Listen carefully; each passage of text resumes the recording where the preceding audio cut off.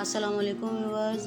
आज मैं आपके साथ बहुत मज़ेदार और टेस्टी सी ईद स्पेशल रंगीन सेवइयाँ बनाने की रेसिपी शेयर करने जा रही हूँ।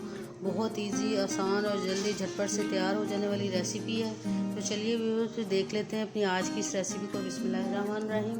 और इसको बनाने के लिए थोड़े से क्रश्ड बादाम, थोड़ा सा ये 2 टेबलस्पून के बराबर मैंगो कस्टर्ड पाउडर मैंने ले लिया है। 1 प्याली मैंने चीनी की ले ली है छोटी वाली, और 2-3 सब्ज़ इलायचियाँ, बस थोड़े से इंग्रेडिएंट्स।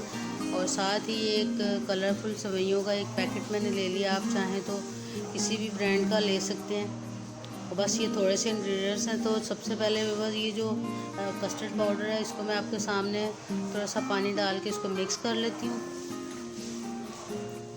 और दूसरी तरफ 2 किलो दूध मैंने बॉईल होने के लिए चूल्हे के ऊपर रख दिया है। इसको अच्छा सा बॉईल आ गया। और अब इसके अंदर ये जो कलरफुल सेवइयों का पैकेट था पूरा मैंने शामिल कर दिया है। और इसको पूरे 20 मिनट के लिए हल्की आंच के ऊपर पकाएंगे। अभी आंच थोड़ी तेज़ थी, लेकिन अभी मैं इसको थोड़ी कम कर लूँगी, क्योंकि पहले 2-3 उबाल आ जाएंगे तो फिर हम इसकी आंच कम कर देंगे। और पूरे 20 मिनट के लिए मैंने इसको पकाना है।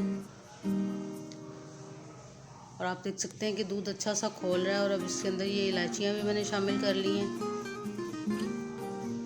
और इनको पूरे 20 मिनट पकाने के बाद हम इसमें कस्टर्ड शामिल करेंगे।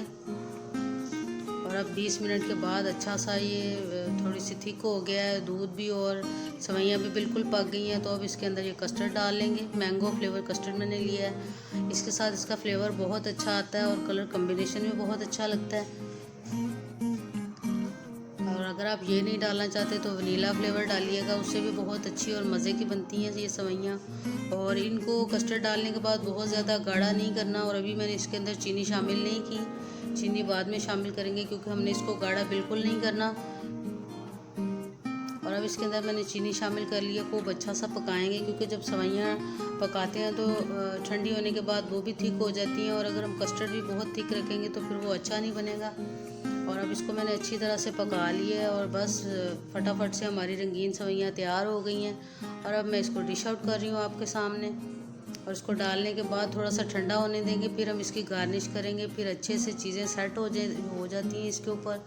और सबसे पहले ये बादाम लगा लिए थोड़े से, और थोड़े से कटे हुए क्रश्ड किए हुए बादाम है, उनकी गार्निश कर ली मैंने।